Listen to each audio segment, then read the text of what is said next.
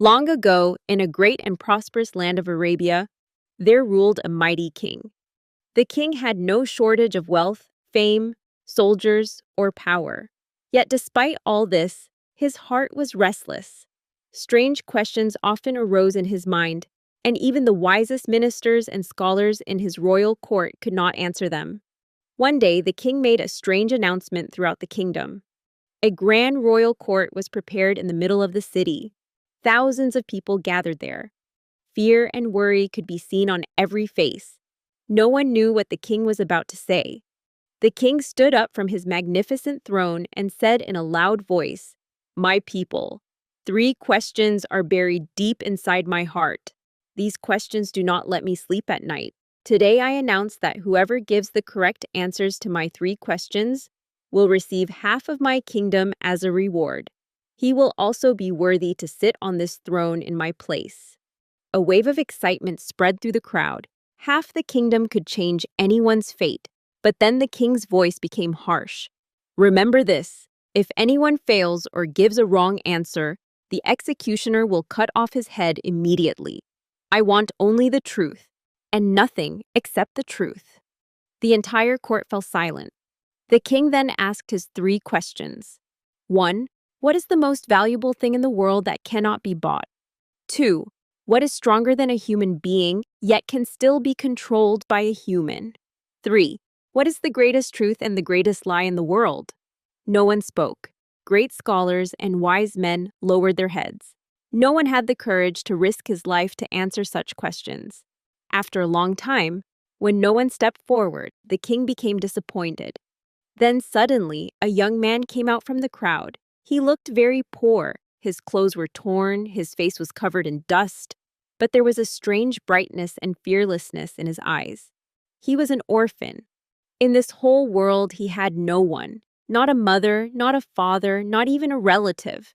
The young man bowed before the king and said, "Your Majesty, I am ready to answer your questions. I accept your condition."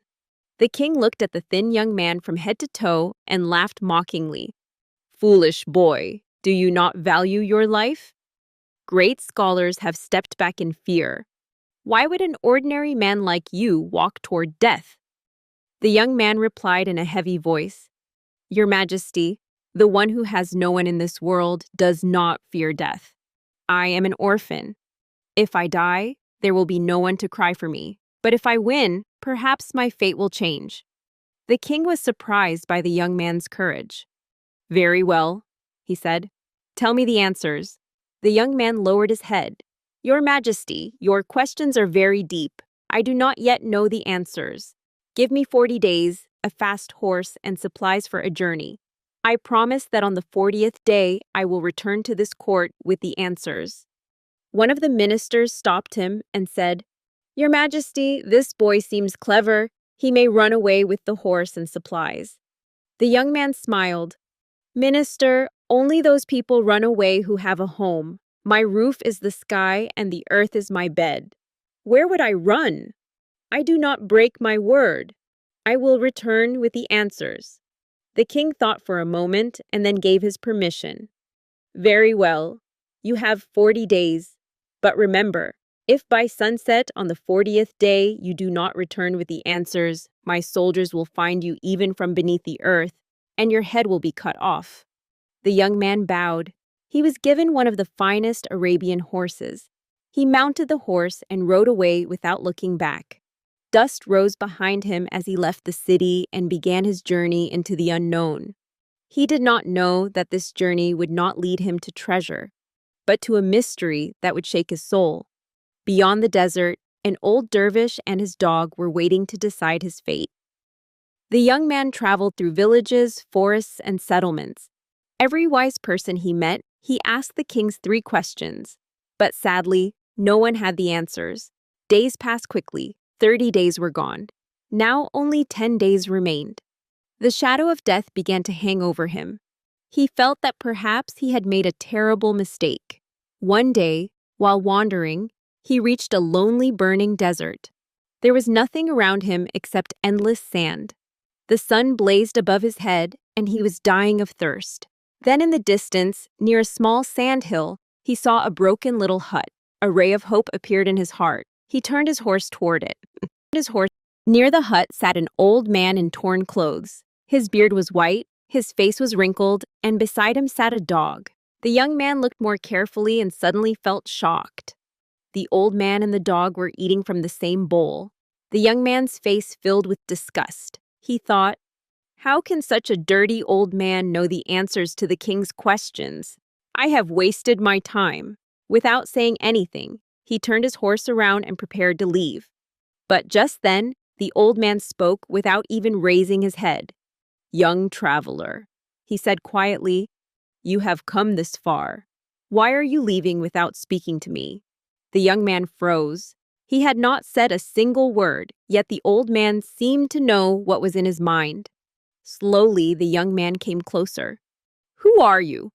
he asked. The old man smiled. "People call me a dervish, but names are not important. Tell me why your heart is so heavy." The young man sat down in the sand and told him everything. The king, the 3 questions, the promise, and the 40 days. The dervish listened quietly.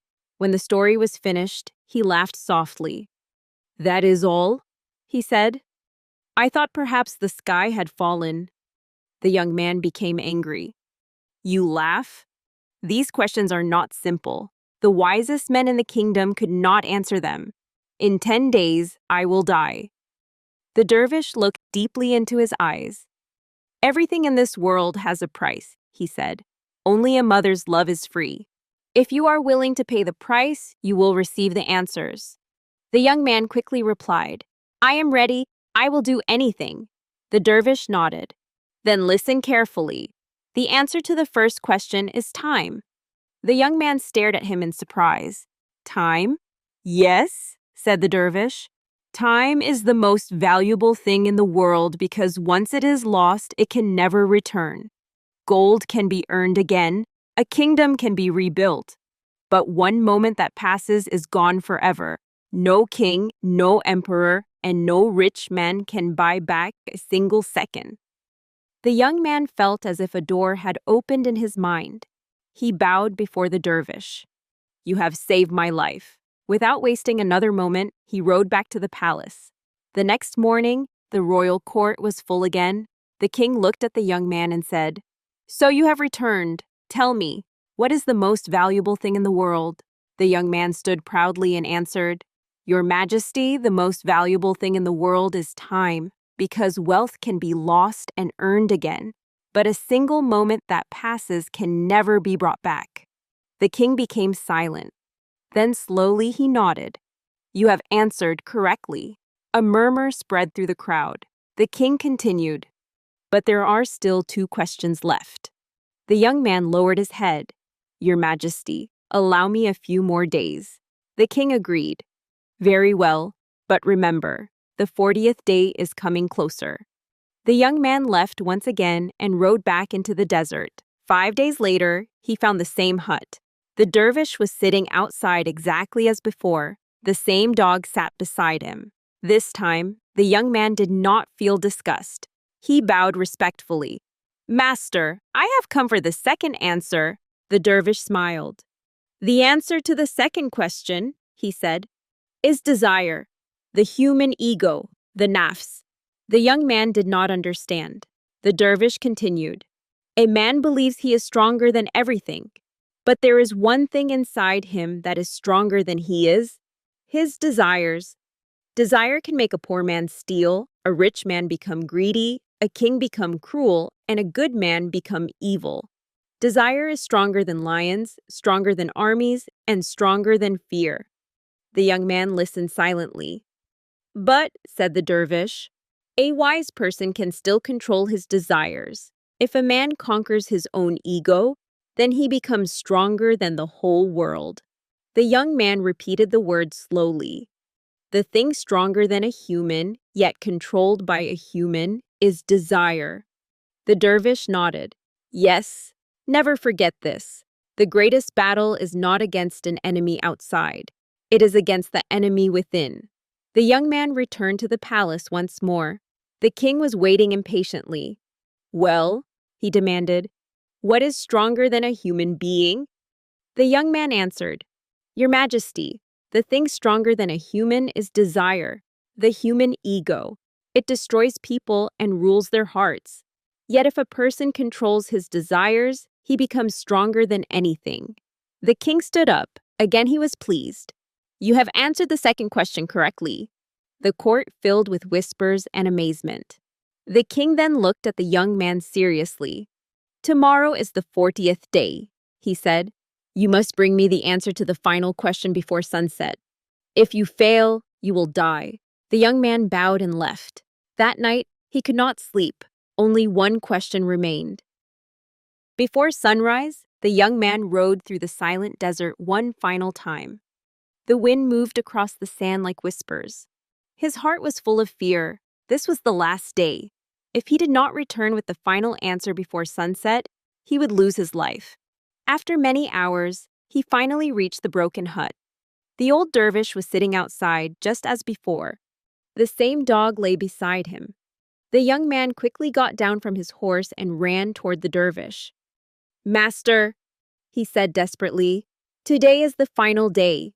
Please tell me the last answer. What is the greatest truth and the greatest lie in the world?" The dervish looked at him for a long moment, but did not answer. Instead, he pointed to a small bag. "Bring me that bag." The young man picked it up. It was full of gold coins. "Take it," he said. "I do not need gold." But the dervish pushed the bag away. "I do not want your gold," he replied. Then the old man took a clay bowl and poured fresh milk into it. He placed the bowl in front of the dog. The dog drank from it slowly.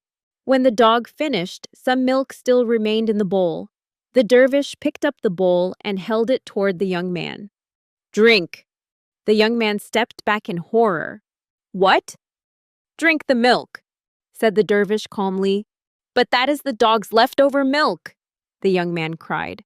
"How can I drink that?" The dervish's eyes became hard. "You said you would do anything," he replied. "Was that a lie?" The young man lowered his head. He felt trapped. On one side was his pride. On the other side was death. He had only a few hours left. Tears came into his eyes. Slowly, his hands began to shake. At last, he took the bowl. He closed his eyes, whispered the name of God, and drank the remaining milk. Then he fell to his knees in the sand and began to cry. For the first time in his life, he felt that something inside him had broken. His pride, his arrogance, and his selfishness disappeared. The dervish placed his hand gently on the young man's head. "I did not make you drink the milk to shame you," he said softly. "I did it to teach you." The young man looked up.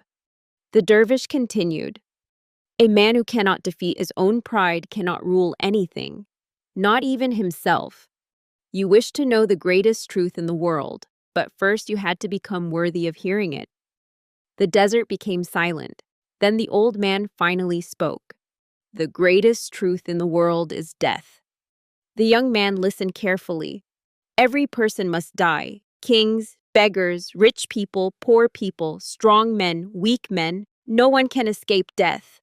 A man may hide behind walls, armies, wealth, and power, but death always finds him." The young man trembled. "And the greatest lie?" he asked. The dervish looked toward the horizon. "The greatest lie is this worldly life. We believe that life belongs to us forever. We think our wealth, our power, and our bodies will remain with us. But one day, everything leaves us. The world promises forever, but gives nothing except goodbye." The young man sat silently. At that moment, he finally understood everything. He understood why time was precious. He understood why desire must be controlled. And now he understood why life itself was only a passing shadow. He bowed before the dervish. "Master," he whispered, "you have given me more than answers. You have given me wisdom." The dervish smiled. "Go now," he said. "The sun is falling. The king is waiting." The young man mounted his horse and rode as fast as he could. The sun was already beginning to set. At last he reached the city. The royal court was crowded. Soldiers, ministers, and thousands of people stood waiting.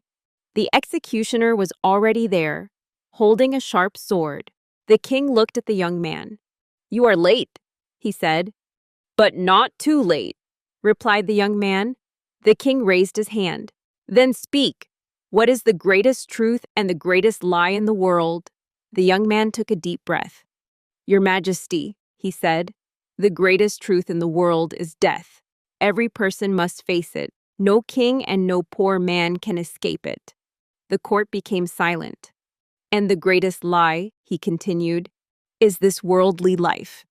Because we believe it belongs to us forever, but one day it leaves us." The king slowly stood up from his throne. For a long moment, he said nothing. Then he spoke.